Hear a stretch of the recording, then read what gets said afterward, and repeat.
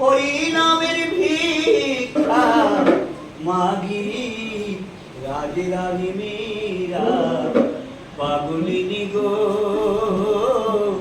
গিরিধারী তোমার। আর যখন থেকে আমার বিয়ে হয়েছে এনাকে আমি প্রায় আসতে দেখি আমাদের বাড়িতে। আর বাউল এইভাবেই গান করেন, উনি 4-5টা গান শোনান তারপর চলে যান।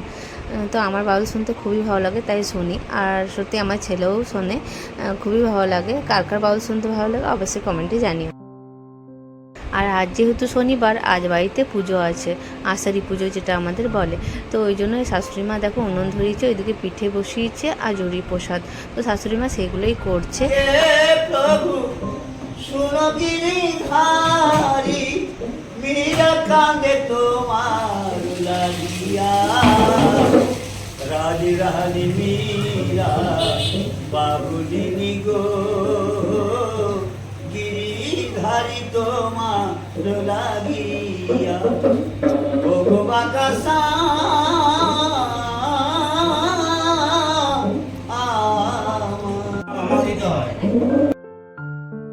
এইদিকে দেখো আমার ছেলে মামা বাড়ি যাবে, কারণ ও রেডি হয়ে নিয়েছে। আর আমার বাবার বাড়ি জানোই তোমরা সবাই সামনে, তাই ও মামা বাড়ি চলে যাচ্ছে। আর যেহেতু তার ছুটি আছে, ওকে পাঠিয়ে দিলাম মায়ের কাছে। ও সারাদিনটা এখন থেকে যায় বলতে পারো।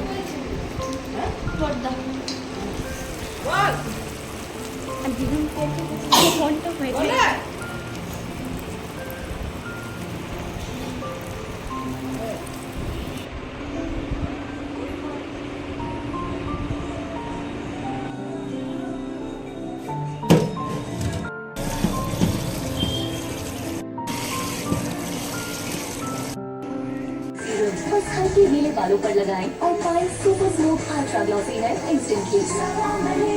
বেশি করে দাও।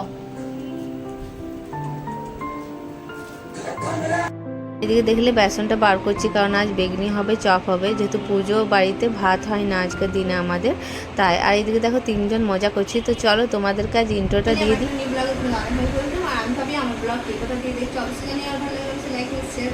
তার যেহেতু পুজো আছে বাড়িতে, যেটা আষাঢ়ি পুজো বলে আমাদের, তো দেখো তার জন্য বেটারটা আমি রেডি করে নিয়েছি, যেহেতু বেগনি করবো। আর বেগুনগুলো এদিকে কেটে রাখা আছে। এদিকে দেখো কুকারে আলু সেদ্ধ করতে দেওয়া আছে, যেহেতু চপ হবে। তো আমি বেগুনগুলো যেহেতু জল থেকে উঠিয়ে নিচ্ছি। আর এদিকে দেখো ধনেপাতা আছে, তো লাস্টে আমরা এইগুলো পকোড়া করে খাবো, যেটা খুব ভালো লাগে আমার খেতে। তো চলো এগুলো করে নিই। আর এটা হয় আমার জেঠিমা, মানে আমার বরের জেঠিমা। তো এদিকে দেখো চালটাকে বাটছে, যেহেতু পিঠে হবে। আর এইদিকে শাশুড়িমা পুজো জোগাড় করে রেখেছে, আর শ্বশুরমশাই এলেই পুজোটা করে নেবেন। তো চলো এবার রান্নাঘর থেকে ভালো করে করবি কিন্তু, পুড়িস না। আর এটা হচ্ছে কি বলে, ধনেপাতার পকোড়া, যেটা আমি তোমাদেরকে বললাম এর আগে, যেটা দেখালাম। আর দূর থেকে দিস, একটু আঁচটা কম কর। তোদেরকে করতে দিতে সত্যি ভয় লাগে, ওদের ইচ্ছে হয়েছে রান্না করতে। দাঁড়া একবার বিয়েটা কর, তারপর রান্নাটা করবি ভালো করে। দেখ কত দূর থেকে দেখছে, দেখো। আর আমার যেহেতু বেগনিটা হয়ে গেছে, ওরা চপটা করব বলেছে। আর ওরা আমাকে কিছুতেই চপটা করতে দিল না, বলে তুমি যাও, আমরা ঠিক করে নেব। আর কি অবস্থা করেছে একবার দেখো।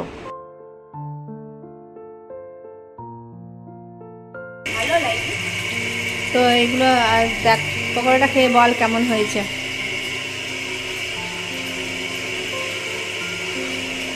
বল। আর যেহেতু ভিডিও করছিলাম, তো তাই লজ্জা পেয়ে গেল। আর এদিকে পকোড়াটা এরকম করে দেখবে, খুবই ভালো লাগে ধনেপাতার পকোড়াটা। ওরাও প্রথম খেলো, খুবই ভালো বললো।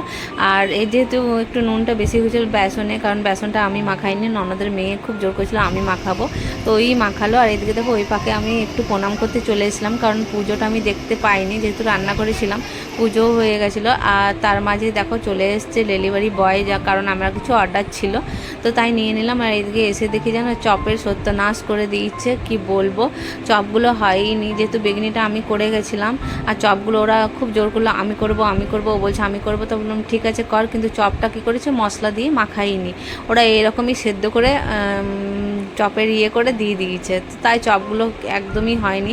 আর এদিকে আমি চাটা চাপিয়ে নিলাম, যেহেতু চপ মুড়ি চা এগুলোই সবাই আজ বাড়িতে খাবে। আর আমি তেলের জিনিস খুব একটা খাই না বলতে গেলে। আর এটা দেখো প্রসাদ খাচ্ছি, তো জুড়ি প্রসাদ ছিল এটা। আর এটা দেখো মানে সন্ধ্যের দিকে, তো সন্ধ্যের দিকে যেহেতু অর্ধেক পিঠে সকালে করা হয়েছিল আর অর্ধেকটা রেখে দেওয়া হয়েছিল রাতে, মানে সন্ধ্যাবেলায় জলখাবারে সবাই খাবে, তো আমি দুটো খেয়েছিলাম। আমি তো আগেই বললাম তোমাদেরকে আমি তেলের জিনিস বেশি খাই না। তো এদিকে দেখো আমার পায়েস দিয়ে পাঠিয়েছে, আর পায়েসটা আমি খেলাম, খুবই ভালো ছিল মা, কারণ মা আমার প্রত্যেকটা ব্লগ দেখে। আর যেহেতু ছেলে সকালবেলা গেছিলো, বর যেহেতু নিয়ে গেছিলো, সন্ধ্যাবেলায় এনেছে, তাই মা এটা তার সাথেই দিয়ে পাঠিয়েছিল। তো আজকের ব্লগ এখানেই শেষ করি।